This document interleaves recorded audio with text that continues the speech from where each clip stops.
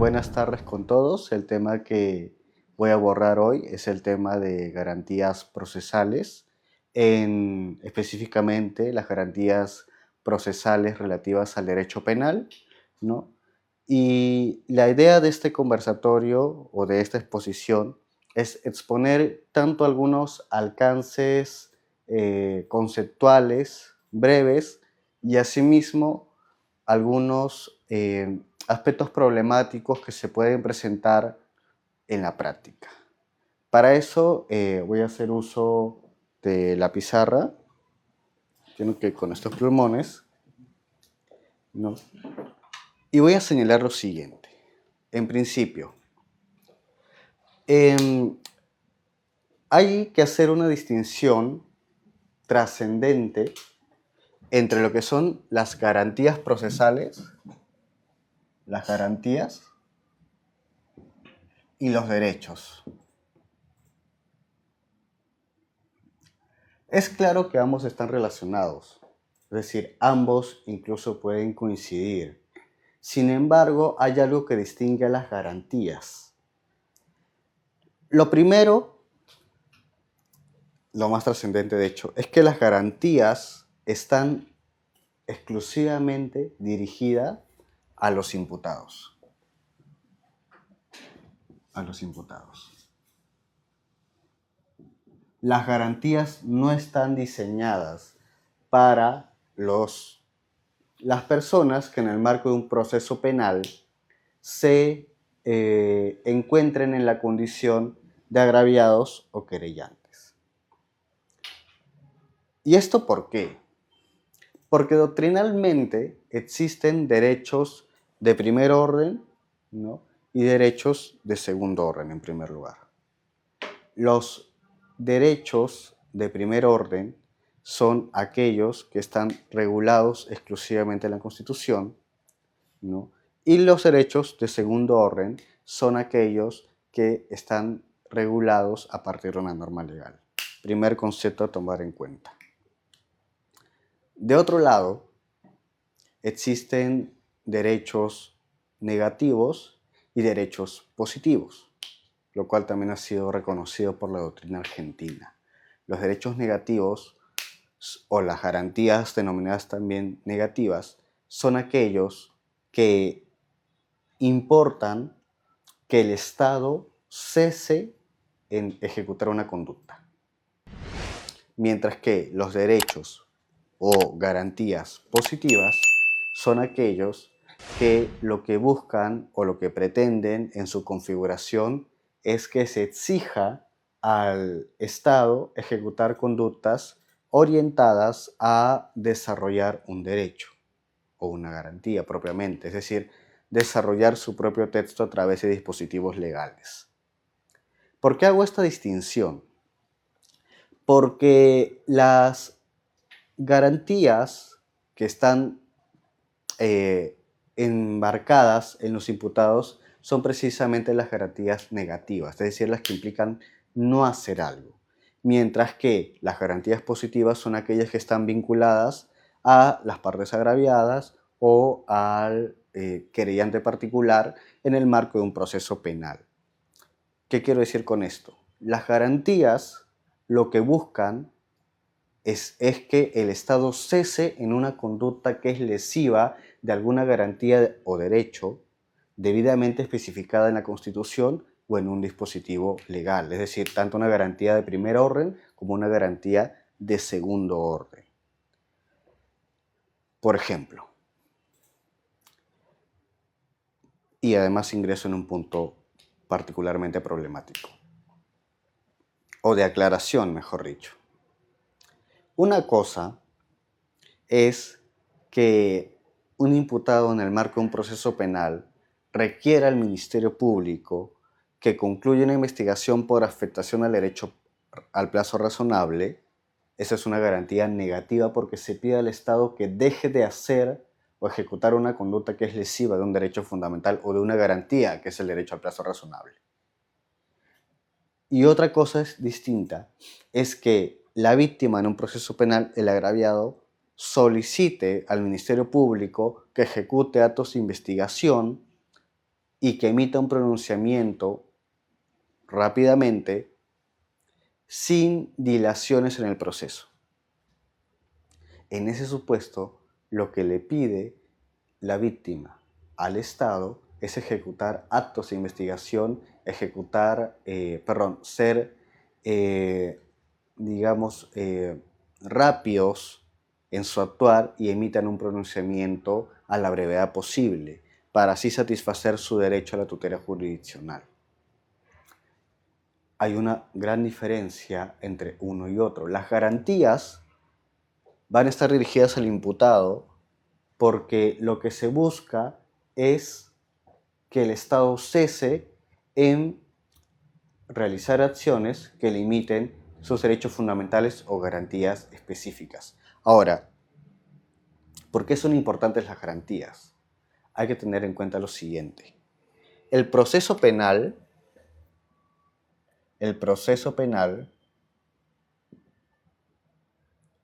tiene un fin como finalidad ya establecida, la verdad material. O la verdad, para evitar los conflictos relativos a que si es una verdad formal o si es una verdad material. Sea como sea, la finalidad del proceso penal es la verdad. ¿Y cómo se obtiene la verdad? Pues a través de actos de prueba. ¿Y qué es lo que generan los actos de prueba? Información.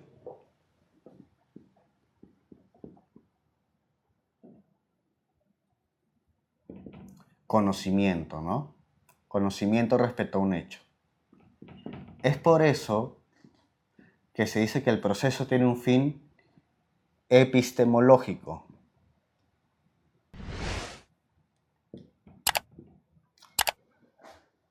Epistemología es la teoría del conocimiento. Se dice que el proceso penal tiene un fin epistemológico porque lo que busca es conocer la verdad respecto a cómo sucedió un hecho. Eso es lo que busca el proceso penal. ¿Y qué función tienen las garantías en el proceso penal? La función es precisamente que la información que ingresa al proceso sea información de calidad y que pueda ser debidamente utilizada en el marco de un proceso penal. Para algunos, el proceso penal es un mal, es algo que afecta al ser humano por su propia existencia. Pero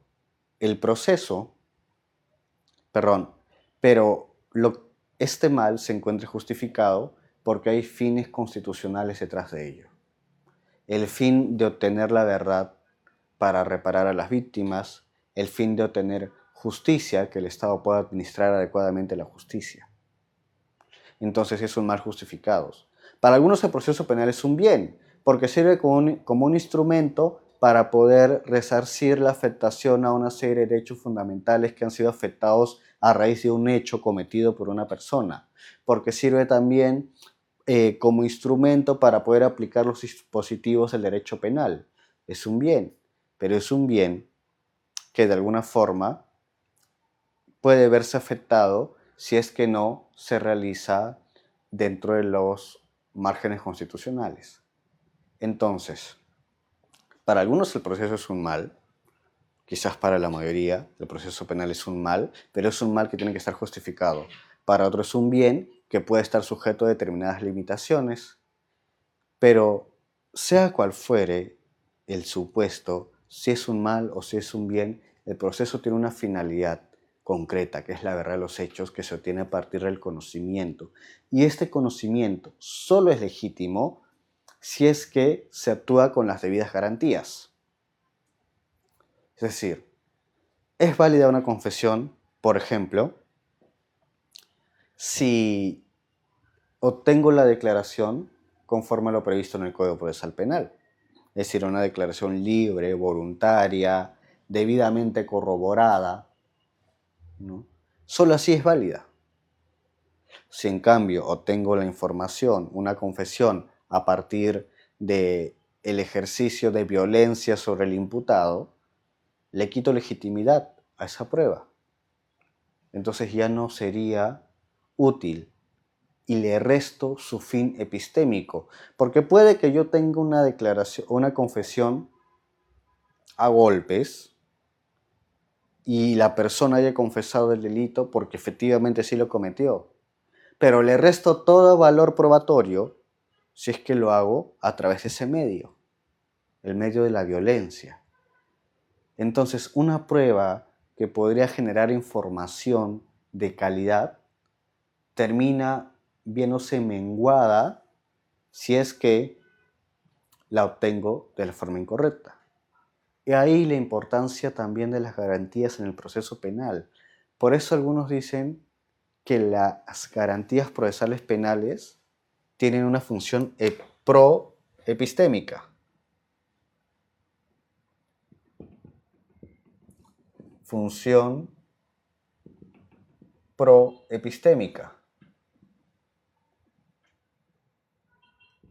Porque promueve que la información en un proceso penal se obtenga siempre de la forma más adecuada para que pueda ser válida en el marco de un proceso penal. Esa es la finalidad de las garantías. No son solamente útiles para el imputado, son útiles para el proceso en sí mismo. Dicho esto, es de acotar también que las garantías, en la medida que están siempre relacionadas con los derechos, los derechos de alguna forma están redactados de forma declarativa. Es decir, se reconocen.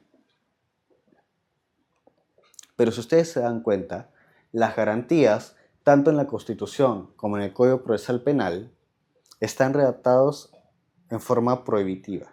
¿Por qué? Porque buscan asegurar algo. Por ejemplo, está prohibido que se valore la declaración que fue obtenida con violencia hacia una persona, sea física o psíquica. Prohíbe algo, limita algo. Es decir, la garantía busca asegurar, por eso es garantía. Pero no todas las garantías son absolutas. Siempre se va a ponderar, y está así reconocido en las normas, cuando la garantía o el derecho va a pesar más que la finalidad del Estado de perseguir el delito. Por ejemplo, más claro no puede ser la prisión preventiva.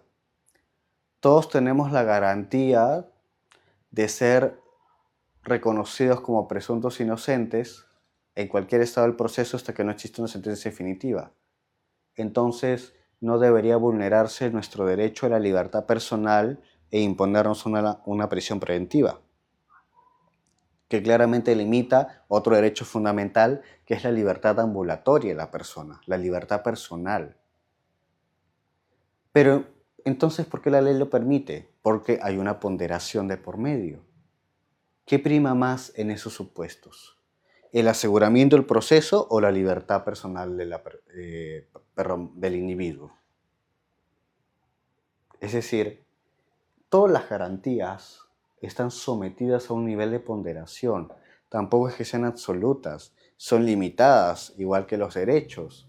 Por ejemplo, el derecho a la intimidad, ¿acaso no se ve afectado por la intervención de conversaciones telefónicas? Nada es absoluto. Los derechos y las garantías están sujetas a una serie de mediaciones, de ponderaciones que se harán tanto en el caso en concreto como por los dispositivos legales establecidos. Por ejemplo, todas las medidas de coerción tienen que pasar en el marco de un proceso penal a manos de un juez. Es decir, la Fiscalía no puede disponer, salvo excepciones, medidas de coerción, tanto personales como reales, sin que esto sea sometido a análisis judicial. Es una forma de resguardar más la garantía que el fin persecutor del Estado, para ponerlo en equilibrio. Ese es un punto muy importante. Si ustedes revisan el Código Procesal Penal, van a encontrar que el imputado o los investigados tienen una serie de mecanismos para afrontar las arbitrariedades o irregularidades en las que puede incurrir el Ministerio Público o incluso el Poder Judicial. Y esto se hizo con una finalidad muy clara, por poner el ejemplo, la tutela de derechos. Porque siempre el imputado va a estar en desventaja con el Estado. Al imputado siempre lo pueden investigar, siempre le pueden solicitar prisión preventiva, siempre le pueden imponer órdenes de allanamiento, siempre pueden incautarle. El poder al final es del Estado, del Ministerio Público, del Poder Judicial. Entonces tiene que haber un equilibrio y felizmente el Código Procesal Penal busca reconocer una serie de mecanismos para poder afrontar las arbitrariedades del Ministerio Público. Ojo, siempre de la mano de la ponderación. Reitero, las garantías no son absolutas, pero existen y, como ya les dije, tienen una función proepistémica de obtener información de calidad y también la función de proteger al imputado del poder estatal. Estas garantías no se extrapolan a la parte agraviada, no se extrapolan al propio Ministerio Público. ¿Por qué? Por una razón muy sencilla. Como las garantías buscan frenar el poder del Estado, decirle al Estado, tú no puedes hacer esto, claramente el Ministerio Público no puede autodecirse, porque es representante del Estado, que no haga algo. O sea, no puede pedir cesar algo de lo cual él forma parte. Por eso no se puede decir que las garantías tengan esa función. Y tampoco en el caso de la víctima. ¿Por qué? Porque la víctima, el agraviado o el actor civil busca que el proceso siga, que el proceso avance en contra de una persona determinada. Es decir, busca el hacer del Estado con una finalidad persecutora de sancionar. Entonces, no está buscando un no hacer, no está buscando el freno de algo, está buscando que el Estado haga. Y por eso mismo no puede ser considerado como una garantía, no se puede hablar de garantías del agraviado.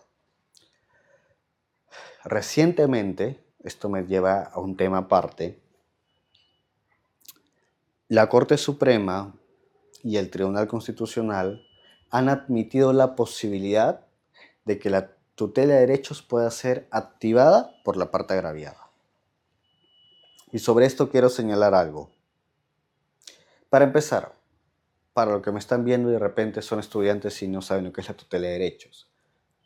En el marco de un proceso penal, el proceso penal tiene 3 etapas. Investigación preparatoria, que se subdivide en 2, diligencias preliminares e investigación preparatoria formalizada, etapa intermedia y juicio. No. Cabe la posibilidad de que durante la preliminar y durante la preparatoria el fiscal cometa una serie de irregularidades que afecten los derechos del imputado. Sí. Entonces, se le reconoce por eso un mecanismo al imputado, que es el artículo 70, que está previsto en el artículo 71, numeral 4 del Código Procesal Penal, que es la tutela de derechos.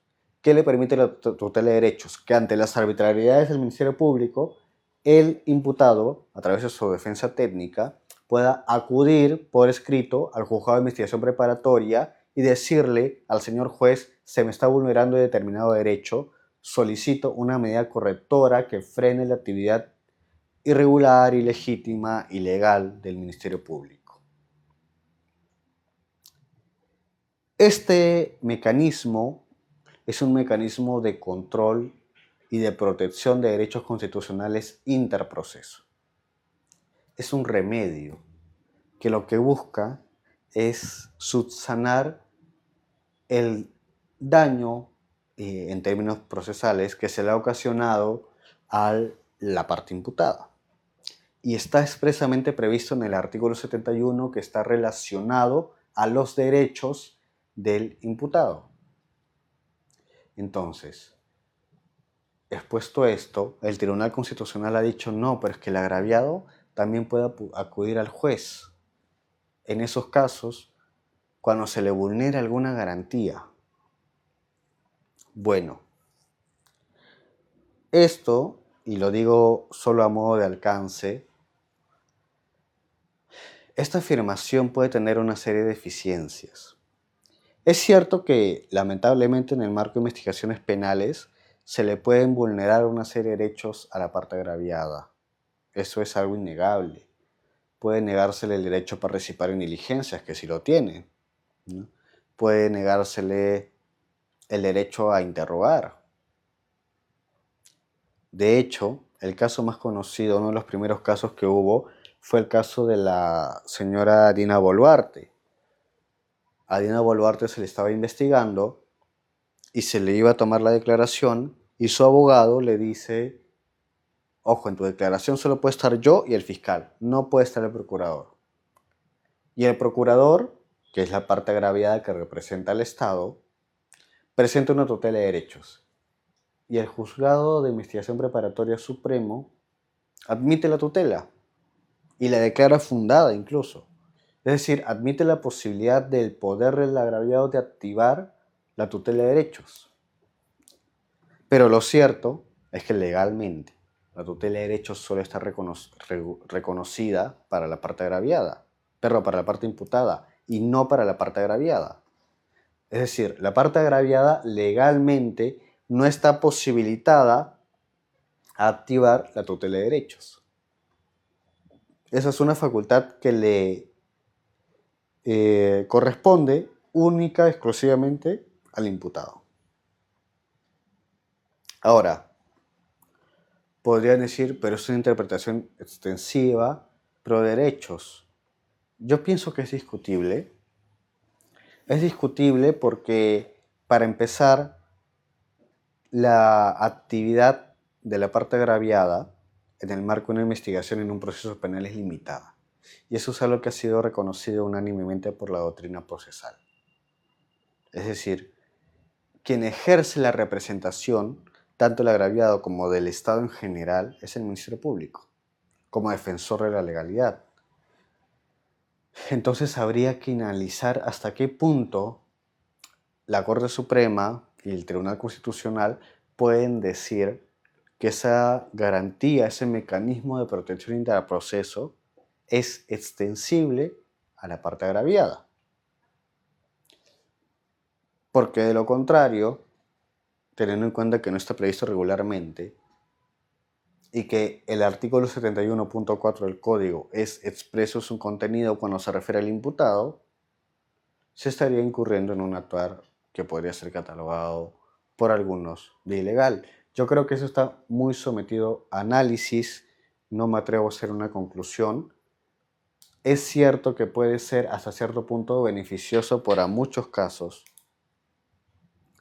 Sin embargo, reitero, de cara a las garantías se le reconocen únicamente al imputado y no a la parte agraviada, que se les reconoce, como dije, derechos de segundo orden, es decir, y positivos, es decir, la posibilidad de exigir al Estado que haga cosas, no que, digamos, ejercer o sustituir la función del Ministerio Público a través de actos que le corresponden exclusivamente al imputado. Pero ese es un punto que está bastante susceptible de discusión. Bien, establecido esta parte general de lo que son las garantías, quisiera tocar algunas garantías muy puntuales.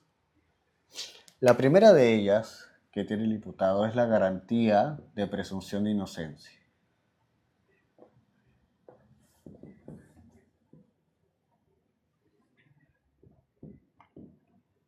La segunda garantía que quisiera tocar es la garantía del derecho a guardar silencio.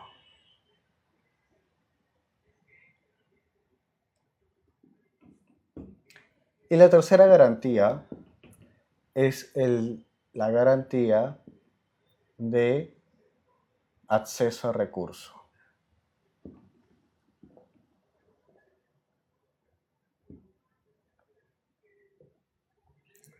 Es cierto que a nivel procesal se han reconocido tanto garantías genéricas como garantías específicas. Las garantías genéricas son el debido proceso, la tutela jurisdiccional, la presunción de inocencia y la defensa procesal. Son 4 garantías que a su vez encierran garantías específicas. Por ejemplo, el debido proceso abarca la garantía específica del juez natural, del juez imparcial, del plazo razonable. La garantía de tutela jurisdiccional, en cambio, abarca el derecho a un juicio previo, el derecho o la garantía a obtener una resolución debidamente motivada. La garantía de presunción de inocencia también abarca 2 garantías específicas, que es la garantía de ser tratado como inocente hasta que no se demuestre lo contrario. Y la garantía de defensa procesal comprende la garantía específica de ejercer una defensa material, como de la garantía de ser representado por una defensa técnica. Estos son tanto las garantías específicas como las genéricas. Yo voy a tratar algunas específicas que considero sumamente importante hoy de cara a la práctica. Primera de ellas, presunción de inocencia. La voy a borrar brevemente porque ella es bastante conocida. Todos tenemos derechos a ser tratados como inocente hasta que por prueba no se demuestre lo contrario. ¿Qué importa esta garantía? 3 cosas que considero importantes. Trato, prueba, ¿no? Y actividad probatoria.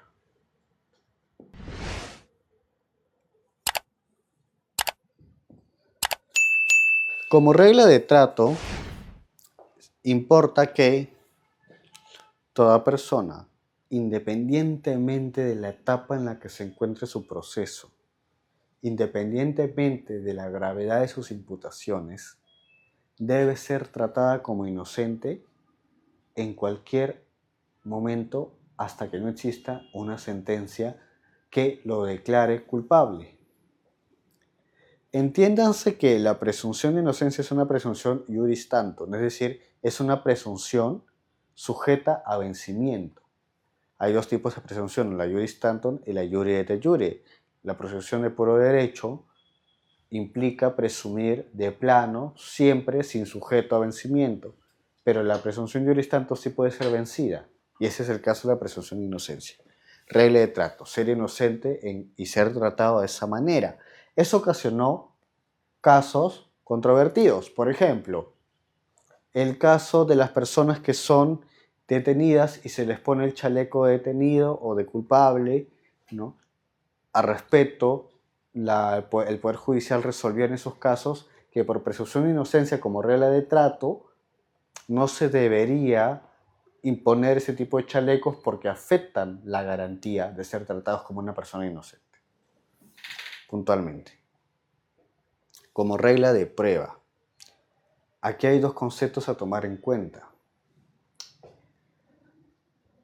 Una cosa es, en principio, para que se vence la presunción de inocencia, la Corte Suprema ha establecido en la sentencia plenaria casatoria 1/2017 que debe haber un estándar de prueba más allá de toda duda razonable. Ese criterio, por cierto, es vago. Es decir, ¿qué es más allá de toda duda razonable? Pero si la queremos materializar, lo importante es saber que en el marco de un proceso penal se tienen 2 posiciones, la de la Fiscalía y de la defensa.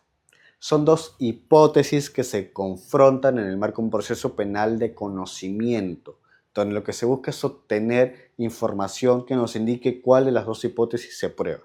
Entonces, va a haber más allá de toda duda razonable cuando la hipótesis de la Fiscalía prevalezca sobre la hipótesis defensiva.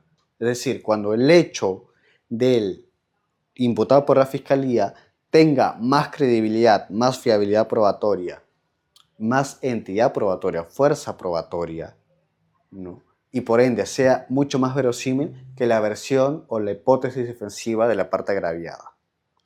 Contrario sensus, si hay absolución, se supone, en teoría, que la hipótesis de la fiscalía fue vencida y prevaleció la hipótesis de la defensa. Como regla de prueba, ¿qué importa esto? Dos cosas. Que si no hay prueba suficiente, no se puede condenar a la persona. ¿Qué quiero decir? Que si no se han actuado elementos de prueba, medios probatorios, que acrediten el hecho, por lo menos en lo sustancial, no puede declararse la culpabilidad del imputado. Insuficiencia probatoria, cuando no hay pruebas suficientes para acreditar el hecho. Cosa distinta es la duda razonable o el indubio pro reo. En esos casos existe tanto prueba de cargo como prueba de descargo que sin embargo confrontadas generan duda, lo que evita que pueda darse por acreditado el hecho y por ende genera la absolución. Una cosa es insuficiencia probatoria, no hay pruebas, otra cosa es tengo pruebas culpatorias y pruebas exculpatorias, lo que me pone en duda porque no sé si es inocente o es culpable, entonces hay una duda respecto a si él cometió o no el delito. Indubio pro reo, la duda favorece al reo. Esa es la presunción de inocencia como regla de prueba. Y como corolario de ello, esto influye en la actividad probatoria. ¿Qué significa? Que el imputado no está obligado a acreditar los hechos. La carga de la prueba no la tiene él. Quien tiene la carga de la prueba, quien tiene la carga de acreditar cada uno de los hechos que imputa, es el Ministerio Público. El imputado no está obligado a ejecutar actos de investigación, no está obligado ni siquiera a ofrecer prueba. Primera garantía. La segunda garantía es la garantía del derecho a guardar silencio. Que lo he escrito así, pero que en realidad tiene tres formas. También. Nemo tenetur, que es la forma en que se escribía clásicamente, derecho a no declarar o a guardar silencio.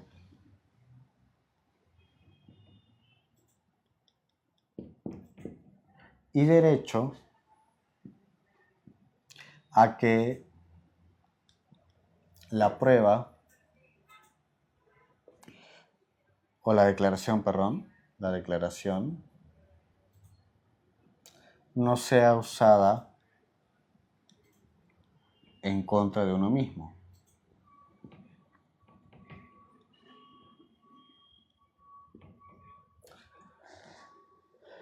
Conceptualmente se han hecho diferencias entre esas tres cosas.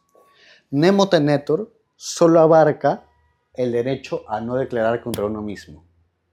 O sea, según este derecho, en su concepto, puedo declarar o pueden obligarme a declarar contra otros, pero no contra mí.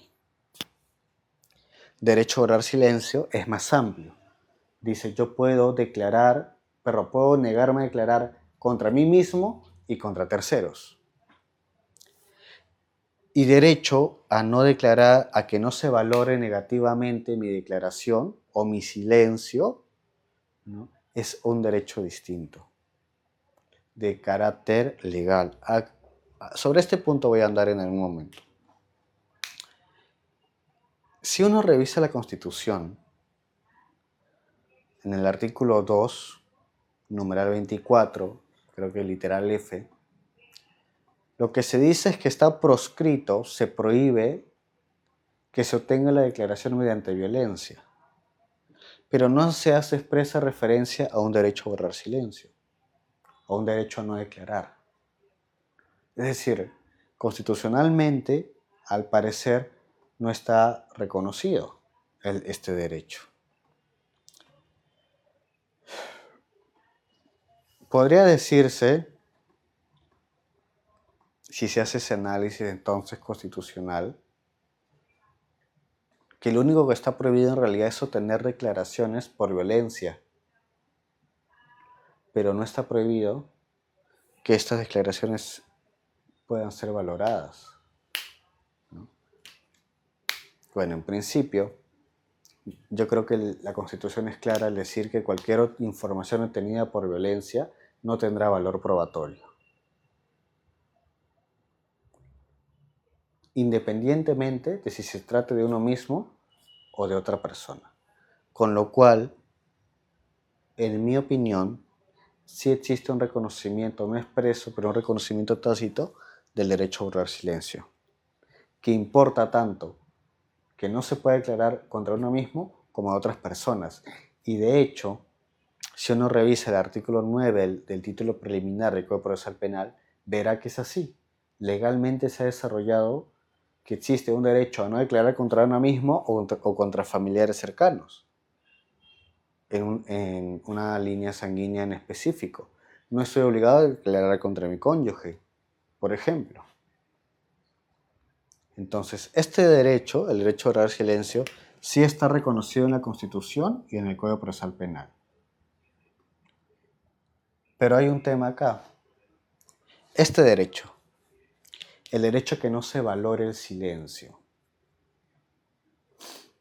constitucionalmente no está reconocido. Es decir, perdón, legalmente no se ha proscrito esa posibilidad. Constitucionalmente, sí, porque la Constitución dice que cualquier información obtenida por violencia o violencia física no tiene valor probatorio.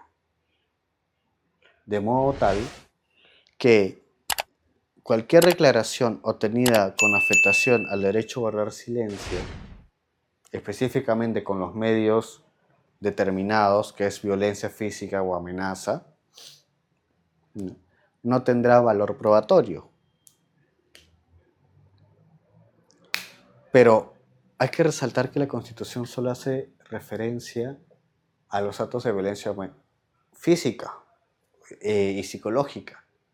Pero ¿qué pasa si en el marco de una investigación el investigado no quiere declarar? ¿Puedo valorarlo? Porque eso no está prohibido. Hay una doctrina que dice que no debería ser valorado, porque eso afecta su derecho a guardar silencio. Sin embargo, en la doctrina argentina, cito a Pérez Barberá en su libro Garantías del Proceso Penal, quien señala que eso está sujeto a discusión, que eso no es así en realidad. ¿Por qué? Porque lo que dice esta posición es que si el fiscal tiene una serie de medios probatorios que acreditan el hecho imputado, el silencio, es decir, la no posibilidad de no dar el hecho de no dar una explicación respecto a los cargos que se imputan, debe ser valorado. Y puede ser valorado porque no está prohibido constitucionalmente. También dice lo siguiente: el imputado tiene derecho a declarar en la etapa que él desee. Y la idea de su declaración es que sea valorada. Entonces, ¿cómo es que se puede valorar sí lo que dijo el imputado, pero no lo que no quiso decir? Es decir, su silencio. Adicionalmente, lo que dice es que no tiene sentido que, sobre todo para los que hablan del derecho a mentir, el derecho a mentir no existe. O sea, no está reconocido ni constitucionalmente ni legalmente. Algunos dicen es que cuando el acusado declara en juicio no tiene derecho a prestar juramento porque no está obligado a decir la verdad. Pero, a ver, si el imputado no quiere declarar, perdón, si el imputado va a mentir, ¿no sería mejor que no declare en realidad? Porque, a ver, si está prohibido que su silencio se use en su contra, ¿no? Y él decide declarar, se asume que se está declarando es porque va a decir la verdad. Y si se descubre que miente en el marco de un proceso, esa mentira va a ser valorada. Y no se está afectando su derecho a no guardar silencio, porque el derecho a no guardar silencio, reitero, lo que contiene es que proscribe que una persona sea obligada a declarar. Pero si el propio imputado decide declarar y miente, no hay ninguna obligación de por medio. A él no se le obligó, él declaró voluntariamente y mintió. Y si esta mentira se descubre después, no existiría ningún impedimento legal para que esa mentira sea valorada en el marco de un proceso penal. Algunos dirán, pero la declaración del imputado no es prueba. Pero es que eso es una falacia también. ¿O es que acaso el imputado declara, bueno, sí puede pasar, pero acaso el imputado declara para no brindar información? O sea, hay aspectos en los que un imputado puede declarar y no brindar ninguna información. Suele pasar que dicen, niego la imputación y niego los cargos. Ya, declaró, pero no aportó ninguna información. O sea, esa declaración de algún modo resulta ineficaz. Pero si sí declara y brinda una versión y refuta los cargos, esa información que brinda va a ser valorada. ¿No es cierto? Entonces, si va a ser valorada lo que él diga y puede ser valorado a su favor, ¿por qué si él miente en su declaración, ello también no puede ser valorado en el marco de un proceso penal?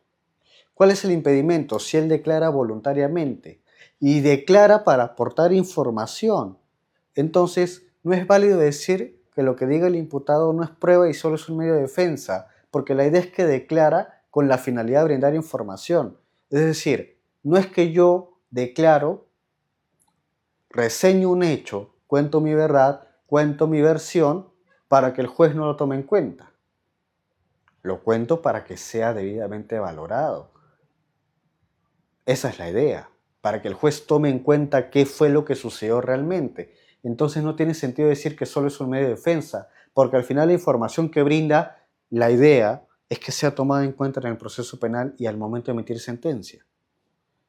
Entonces, ¿cuál sería el motivo para que en caso sea lo contrario, es decir, declare, mienta o sea descubierto, ello no sea valorado en el proceso? Más aún cuando, repito, no se le ha obligado a declarar. El imputado quiso declarar, sin embargo después se advirtió que lo que decía era mentira. ¿Cuál sería, si no hay ninguna obligación, si no ha sido obligado, si ha sido voluntario, el impedimento legal que indique o que señale que se ha vulnerado el derecho a guardar silencio, si ha sido algo plenamente voluntario? Mintió y ello tendría que ser valorado en el proceso para emitir un pronunciamiento, es decir, hubo contradicciones, se acreditó que lo que dijo el acusado no era cierto o que se contradijo con su versión anterior. Eso no vulnera el derecho a guardar silencio. Lo único que vulnera el derecho a guardar silencio es que se coaccione, que se obligue a una persona a declarar. Y esto me lleva a otro punto importante. El derecho a guardar silencio solo proscribe que se coaccione a una persona para que admita su responsabilidad o que es evitar que se autoincrimine de forma oral o escrita. Pero no prohíbe otros aspectos. Por ejemplo, que el acusado pueda acudir a una diligencia de reconocimiento o a una diligencia de alcoholemia en el cual se le va a sacar sangre. Es decir, no prohíbe su colaboración y esto tiene la razón de ser. Solo se protege el derecho a no declararse culpable oralmente o por escrito. Alberto Binder, en su libro Introducción al Derecho Procesal Penal, decía, no, es que es diferente, porque una cosa es que uno admita responsabilidad oralmente, hablando, por coacción, o que admita responsabilidad por escrito, porque ahí la información se obtiene directamente de la persona. Pero en el caso de, por ejemplo, la extracción de sangre para acreditar un hecho, la información no sale de la persona, sino sale del perito que hace la diligencia. Es decir, la información se obtiene del cuerpo de la persona y a través del perito, pero no se obtiene de lo que ha declarado la persona. Entonces, por ende, obligarla a que preste su examen de alcoholemia no constituye un supuesto de afectación al derecho a guardar silencio o a la proscripción de no autoincriminación. Sobre el particular, lo que ha dicho la doctrina más actual, de nuevo cito a Pérez Barberá, es que en realidad ahí es la ponderación lo que prima. Es decir, para el Estado en esos casos, más que la integridad de la persona que se va a ver afectada porque les traigan sangre, lo que importa es descubrir la verdad de los hechos. Es decir, en esos casos se hace, lo que va a primar es el poder persecutor del Estado. Pero aparte de eso, lo que dice es, oye, es que no estoy vulnerando ningún derecho a guardar silencio, porque este tiene un contenido esencial específico, prohibición de obligarnos a declarar oralmente o por escrito. Entonces, existe pues en el Perú un derecho a guardar silencio, es decir, proscripción de declarar contra uno mismo o contra otros.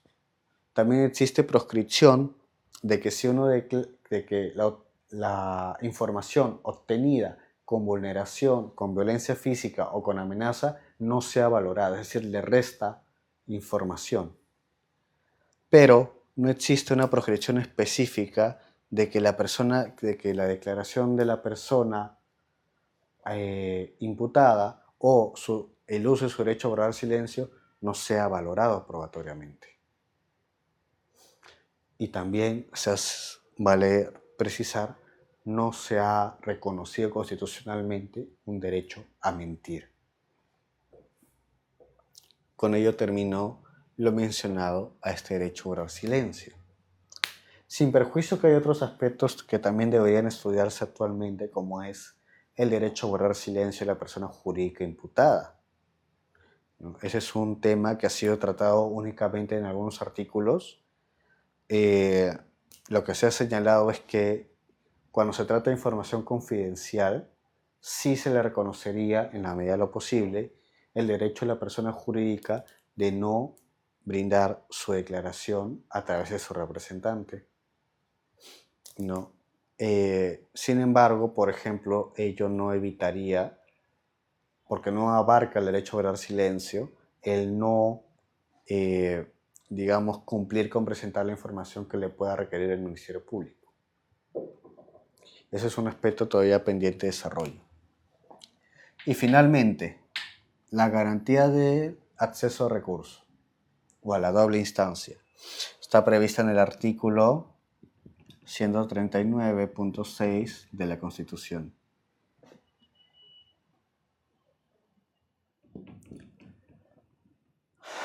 Bien. Sobre esto quiero señalar lo siguiente. Esta garantía importa que el acusado, la persona sentenciada, pueda presentar un recurso de apelación contra la sentencia que lo condena. Y que este recurso que interpone proscribe que la sentencia sea reformada en peor. Principio de proscripción o prohibición de reforma en peor. Si yo apelo, no puede agravarse mi situación cuando se resuelve la apelación. Esta garantía también es un derecho de las víctimas, ¿no? Pero en el caso concreto, el imputado también, aparte de ser un derecho, es un deber del Ministerio Público. El Ministerio Público puede apelar, y así está en el Código Procesal Penal, a favor del imputado cuando vea que se le ha impuesto una pena desproporcional cuando vea que se ha vulnerado alguna garantía constitucional. ¿Por qué? Porque el Ministerio Público representa a la sociedad, ¿no? Y porque es defensor de la legalidad. Entonces, si ve que en un caso en concreto donde él participa se impuso al imputado, por ejemplo, una pena mayor a la que había pedido, vulnerando así el principio de congruencia, o se le condenó por un hecho que no correspondía, vulnerando de nuevo el principio de congruencia, el fiscal puede apelar a favor del imputado. Eso es el derecho a recurso. El recurso tiene que ser obviamente rápido, eficaz, amplio. En este caso nosotros tenemos el recurso de apelación contra autos y sentencias que está en el Código Procesal Penal. Pero aquí cabe una pregunta. ¿La casación se encuentra comprendida dentro del derecho a recurso o a la pluralidad de instancia, como lo dice nuestra Constitución? No, porque la casación es un recurso extraordinario, para empezar. Y la casación no busca hacer un juicio de hecho, sino un juicio exclusivamente normativo, control normativo de la Constitución, si se aplicaron o no las leyes materiales, las leyes procesales o garantías constitucionales. Eso es la casación, una función estrictamente normativa.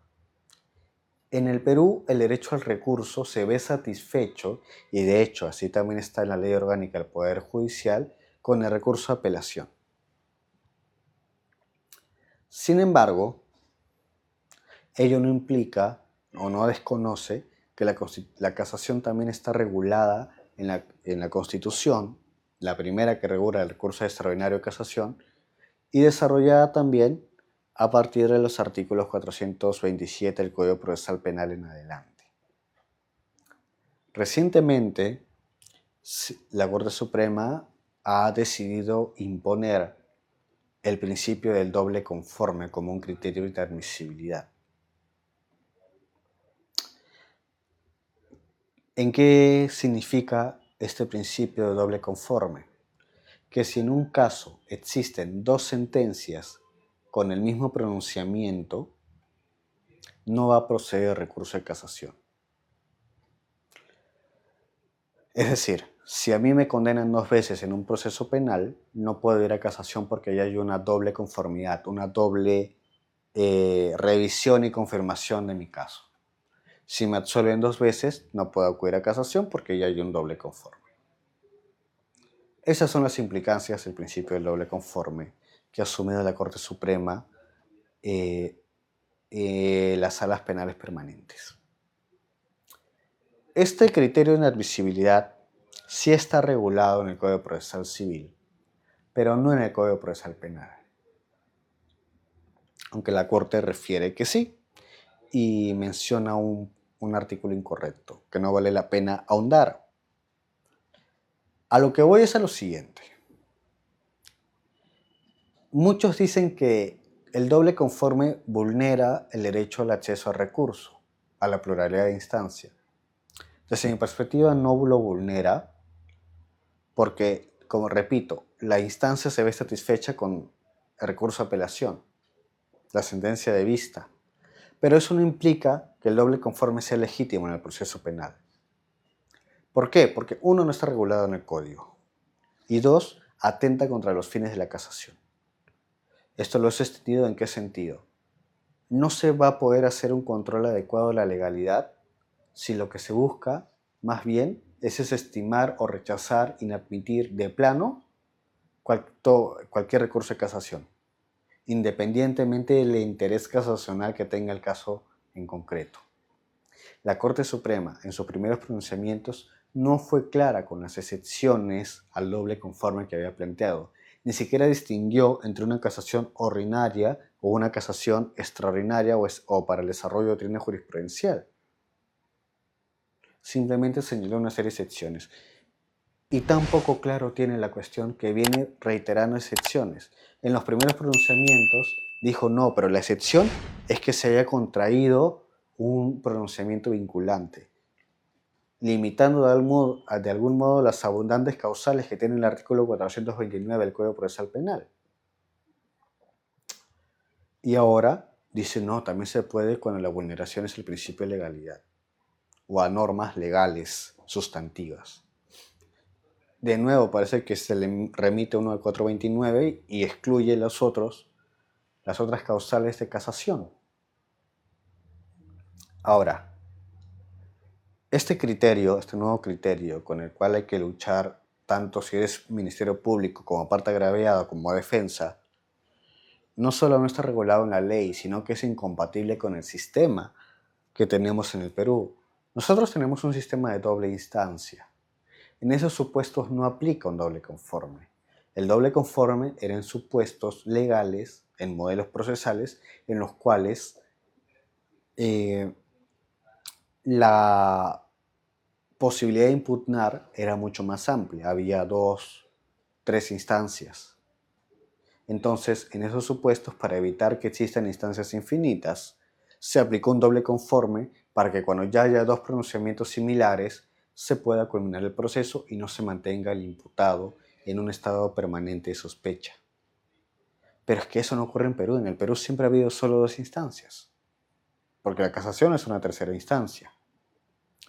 Entonces, el doble conforme es antisistémico si se ve desde la perspectiva del Código Procesal Penal. Y esto del modelo no lo digo yo, está en el libro de la profesora reconocida procesalista Eugenia Arellano Orejo, que escribió un libro sobre sistemas procesales y donde ella señala expresamente que desde antes de 1993 ya no existía ni existe la doble conformidad en el Perú. Bueno, recientemente se volvió a incorporar al Código Procesal Civil, pero no está en el Código Procesal Penal.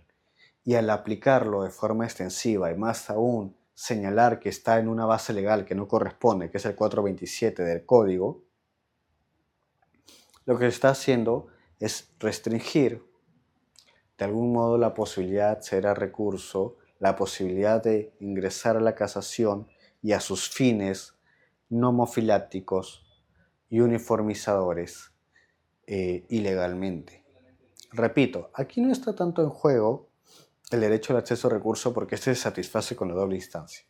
Lo que está en cuestionamiento es que hay un recurso extraordinario de casación, debidamente regulado en el Código Procesal Penal, con determinados fines aceptados doctrinariamente desde siempre, un fin uniformizador, un fin proactivo de poder entender adecuadamente las normas del derecho objetivo, que ahora se está viendo restringido por un criterio que legalmente no se encuentra estipulado y que está siendo interpretado extensivamente en vulneración de las personas que, pese a existir una doble conformidad, han sido condenadas injustamente o se le han vulnerado una serie de derechos fundamentales.